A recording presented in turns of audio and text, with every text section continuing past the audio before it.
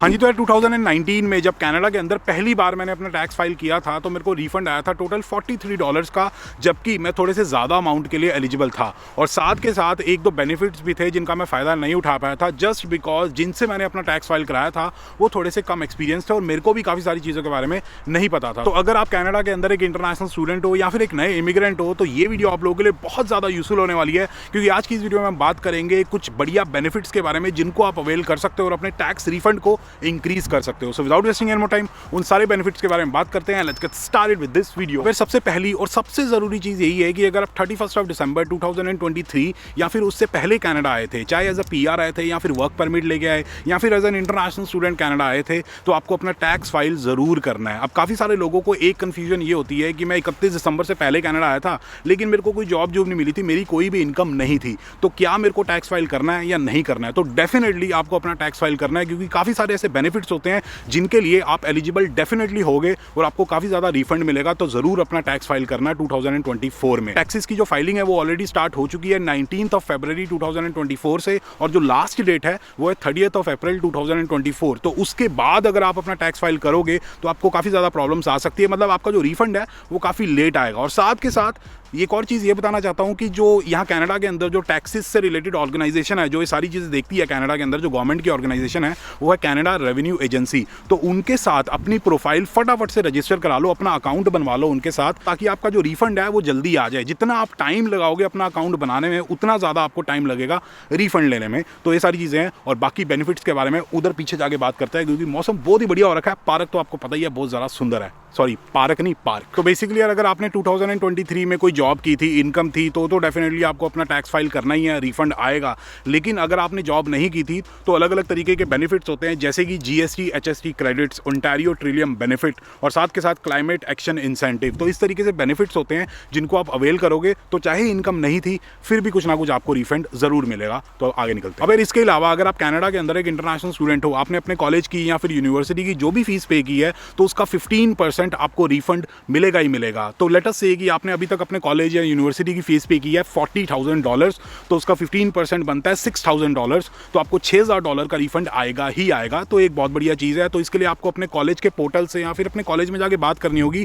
एक फॉर्म होता है T2202, वो फॉर्म लेना होगा और जब अपना टैक्स फाइल करोगे तो साथ के साथ वो फॉर्म लगाना होगा। किसी चीज़ से रिलेटेड आपको कोई कंफ्यूजन है तो एक ऑर्गेनाइजेशन है, मतलब एक कंपनी है जिनसे मैं पिछले 4 सालों से अपना टैक्स फाइल करा रहा हूँ, टोरंटो टैक्स बुटीक। तो उनसे आप डिस्कशन कर सकते हो, उनसे बातचीत कर सकते हो। नंबर मैं डिस्क्रिप्शन में डाल दूंगा, तो आपको सारी चीज़ें आसान लगेंगी, सारा हिसाब किताब बढ़िया हो जाएगा। बाकी और कौन कौन से बेनिफिट्स होते हैं उनके बारे में उधर जाके बात करते हैं, बढ़िया हिसाब किताब आगे। अब यार अगर आपने कोई ऊबर चलाई है या फिर Skip the Dishes, DoorDash, Instacart, इस तरीके का कोई काम किया है जिसमें गाड़ी यूज़ होती है, तो जब आप गाड़ी चलाते हो तो उसकी टाइम के साथ डेप्रीसिएशन होती है। तो वो जो डेप्रीसिएशन है ना, वो एक मैजिक की तरह काम करती है, जिसको यूज़ करके आप अपने टैक्स के बिल को, मतलब जितना आपको टैक्स देना है उसको काफ़ी हद तक एलिमिनेट कर सकते हो या फिर अपने रिफंड को इंक्रीज कर सकते हो। और इसके अलावा और भी काफ़ी सारे खर्चे होते हैं जिनको आप दिखा के कि भाई काम करते हुए मैंने ये सारे खर्चे किए थे, तो उनको दिखा के आप अपने टैक्स के बिल को रिड्यूस कर सकते हो। खर्चे जैसे कि आपने गाड़ी कितनी चलाई है, मतलब कितनी माइलेज आपकी यूज़ हुई है, मेंटेनेंस के एक्सपेंसेस हो गए जैसे कि गैस, ऑयल, कोई फ्लूइड डलवाया या फिर नए टायर डलवाए या फिर कोई भी रिपेयरिंग का काम कराया,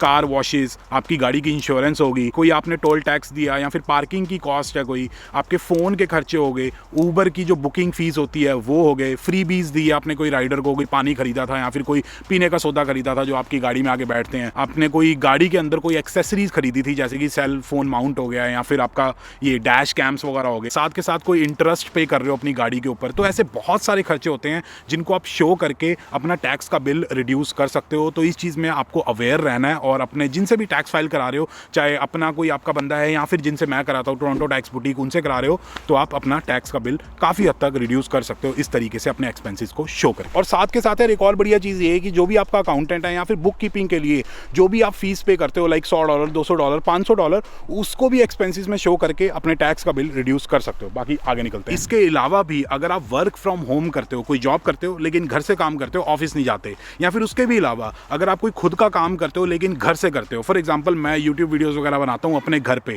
तो ऐसे काफ़ी सारे खर्चे हैं जिनको दिखा के आप अपना टैक्स रिड्यूस कर सकते हो। मतलब घर से रिलेटेड काफ़ी सारे खर्चे हैं जिनको दिखा के अपना टैक्स काफ़ी हद तक आप कम कर सकते हो। फॉर एग्जाम्पल एग्जांपल आपका रेंट आता है, हीट, इलेक्ट्रिसिटी, वाटर का बिल, होम इंटरनेट हो गया जैसे कि वाईफाई का बिल आता है, या फिर जो भी मेंटेनेंस या फिर छोटे मोटे जो भी खर्चे करते हो आप घर से रिलेटेड, या फिर टेबल खरीदा, लैपटॉप खरीदा, या फिर कोई घर पे काम करने के लिए कोई भी चीज़ खरीदी है जो आपके काम में यूज़ आती है, तो वो सारे खर्चे दिखा के, ऑब्वियसली आपके पास बिल्स वगैरह होने चाहिए, लेकिन वो सारे खर्चे दिखा के आप अपना टैक्स काफ़ी हद तक रिड्यूस कर सकते हो। तो ये हिसाब किताब है। बाकी और भी बेनिफिट्स के बारे में उधर जाके बात करते हैं। और साथ के साथ यार, अगर आप कनाडा के अंदर एक परमानेंट रेजिडेंट हो तो आप कनाडा चाइल्ड बेनिफिट्स के भी लाभ उठा सकते हो। एक चाइल्ड के अप्रॉक्सीमेटली $750 तक आपको मिल सकते हैं एवरी मंथ। यार कनाडा के अंदर एक अकाउंट होता है जिसको आप ओपन करवा सकते हो और अपने टैक्सेस को काफ़ी कम कर सकते हो, मतलब अपनी टैक्सेबल इनकम को रिड्यूस कर सकते हो। उस अकाउंट का नाम होता है RRSP। अब इसके बारे में डिटेल वीडियो मैंने बना रखी है, लिंक मैं डिस्क्रिप्शन में डाल दूंगा, आप जाके चेकआउट कर सकते हो। लेकिन शॉर्ट में अगर बताऊं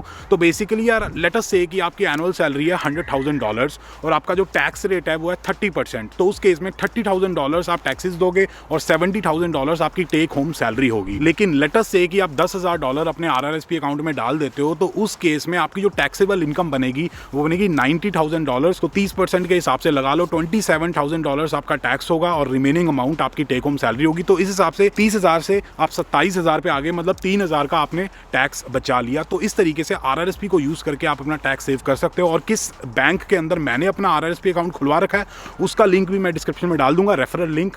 तो उसमें अगर उस लिंक को यूज करके आप अपना अकाउंट खुलवाओगे तो आपको भी कुछ फायदा होगा, मेरे को भी फायदा होगा, दोनों का हिसाब किताब बढ़िया हो जाएगा। तो ये सिस्टम है। और यार RRSP से रिलेटेड काफी सारी लिमिटेशंस होती हैं, रिस्ट्रिक्शंस होती हैं, जिनके बारे में आपको जरूर पता होना चाहिए before you put any amount in your RRSP account. तो उसके बारे में आप इस लिंक पे जाके पता कर सकते हो। और इसके अलावा भी एक अकाउंट होता है जिसका नाम होता है टैक्स फ्री सेविंग्स अकाउंट। इसको यूज करके आप डायरेक्टली अपने टैक्सेस को तो सेव नहीं कर सकते, लेकिन इसमें बढ़िया चीज ये होती है कि जितना भी अमाउंट आप TFSA अकाउंट के अंदर डालोगे उसकी कोई भी एप्रिसिएशन होगी, कोई भी कंपाउंड इंटरेस्ट लगेगा या फिर कोई भी डिविडेंड आपको मिलेगा, तो उसके ऊपर आपको कोई भी टैक्स नहीं देना पड़ेगा जब भी उस अमाउंट को आप बाहर निकलवाओगे।